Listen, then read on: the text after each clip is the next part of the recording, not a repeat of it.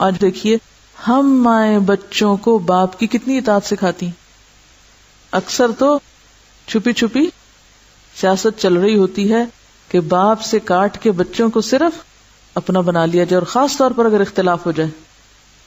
ہم تو یہ تربیت کر رہے ہیں اپنے بچوں کی. اس کے بعد اسی نسل میں آگے آئیے، رسول اللہ صلی اللہ علیہ وسلم کا نکاح حضرت خدیجہ کے ساتھ ہوتا ہے.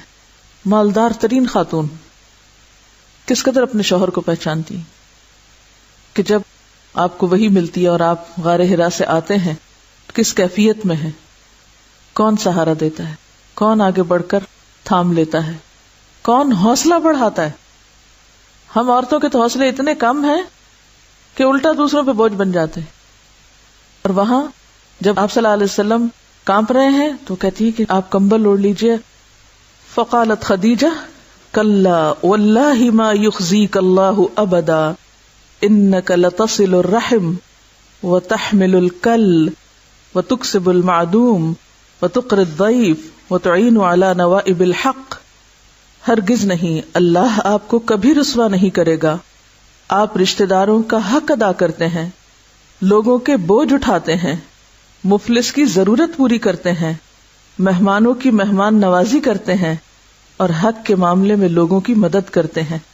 تو جس شخص کے اندر یہ خوبیاں ہوں، اللہ تعالیٰ اگر اس کو آزمائے بھی تو اس آزمائش میں اس کو ذلیل و رسوا نہیں کرے گا. وہ آزمائش اس کے لیے درجات کی بلندی کا ذریعہ بنے گی. حضرت خدیجہ کی ساری زندگی میں جو بہت اہم حصہ مجھے نظر آیا اور جو میرے دل کو بہت ہی چھو گیا، وہ ان کی زندگی کا وہ حصہ ہے جسے آپ آخری حصہ کہہ سکتے ہیں، جب اہل اسلام پر مصائب کے پہاڑ ٹوٹ پڑے تھے. آپ سب جانتے ہیں کہ مکی دور کے آخری حصے میں مشرکین نے مل جل کر ایک فیصلہ کیا اور پھر ایک صحیفہ تیار کیا، یعنی ایک ڈاکیومنٹ لکھا گیا اور اس کو انہوں نے خانہ کعبہ کے اندر لٹکایا تھا. اس صحیفے میں لکھا گیا تھا کہ مکہ میں کوئی شخص محمد صلی اللہ علیہ وسلم اور ان کے خاندان کے ساتھ خرید و فروخت نہیں کرے گا، لین دین ختم، ان کے ساتھ نکاح یا قرابت کا معاملہ نہیں کرے گا. یہ صحیفہ دراصل مقاطع یعنی بائیکاٹ کا صحیفہ تھا. اس کے بعد نبی صلی اللہ علیہ وسلم اور آپ کے ساتھی مجبوراً مکہ کے قریب ایک پہاڑ کی گھاٹی میں چلے گئے. مقابلہ کیوں نہیں کیا؟ آپ کسی کو بھیجتے وہ جا کے اس خانہ کعبہ سے اس کاغذ کو اتار لاتا اور ایک جنگ شروع کرتے. کیوں؟ ابھی تیاری نہیں تھی، ابھی وہ وقت نہیں تھا، ابھی اعراض کا وقت تھا. بہرحال تو مکہ کی مالدار ترین خاتون جنہوں نے اپنا سب کچھ اسلام کی تبلیغ کے لیے خرچ کر ڈالا، آخری وقت میں اس حال کو پہنچ گئی کہ اس بائیکاٹ کی وجہ سے وہ بھی آپ کے ساتھ اس گھاٹی میں چلی گئیں. یہاں کی زندگی بے حد تکلیف دہ زندگی تھی، نہ آرام، نہ کھانے پینے کا سامان، حتیٰ کہ درخت کی جڑیں اور پتیاں کھانے کی نوبت آ گئی تھی. مکہ کے بعض رحم دل افراد رات کے اندھیرے میں کچھ نہ کچھ کھانے کا سامان کبھی پہنچا ہی دیا کرتے تھے، لیکن وہ بالکل ناکافی تھا، اسے پیٹ نہیں بھر سکتا تھا. چنانچہ حضرت خدیجہ سخت بیمار ہو گئی. اب وہ سن رسیدہ بھی تھی، یعنی بڑی عمر کی ہو گئی تھی. ان کا رنگ کالا پڑ گیا. ایک دن نہیں، 2 دن نہیں، 1 مہینہ نہیں، 2 مہینے نہیں، 1 سال نہیں، 2 سال نہیں، 3 سال تک یہ سلسلہ جاری رہا.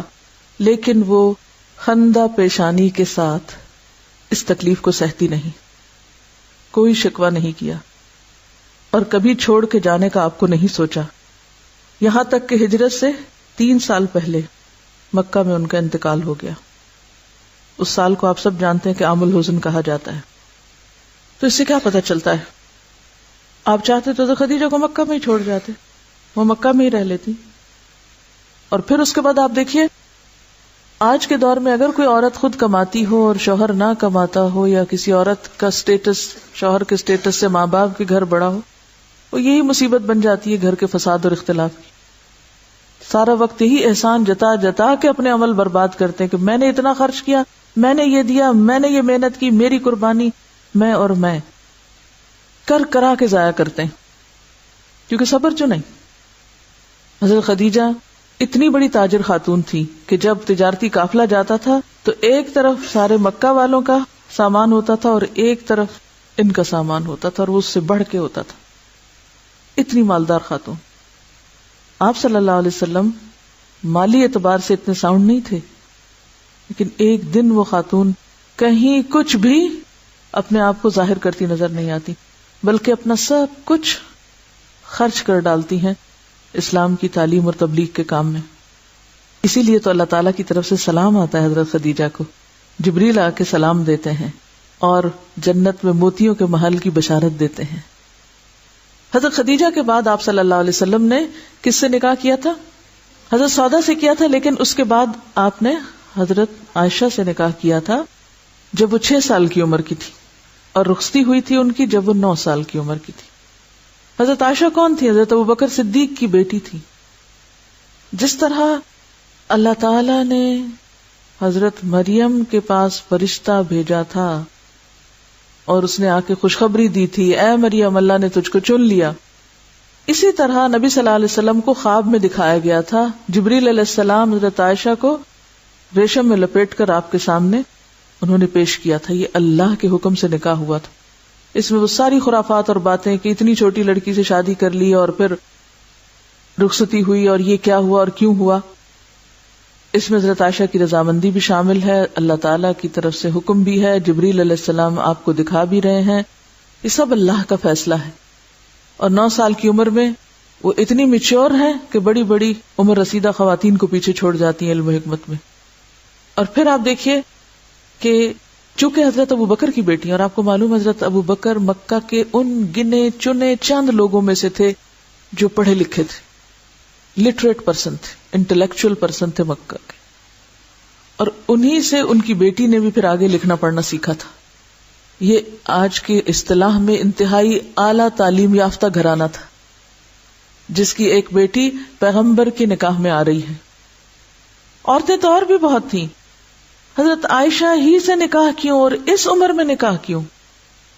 یہ ہم سب جانتے ہیں کہ زندگی کے ابتدائی سال سیکھنے کے لیے انتہائی مفید ہوتے ہیں. کہتے ہیں نا کہ چھوٹے بچوں کا ذہن جو اسپنج کی طرح ہوتا ہے، ہر چیز جذب کرتا چلا جاتا ہے. جتنی بھی اور خواتین تھیں حضرت عائشہ رضی اللہ تعالی عنہا کے علاوہ، وہ سب پہلے سے شادی شدہ تھیں یا پھر میچور تھیں یا ان کا ایک ذہنی سانچہ بن چکا تھا.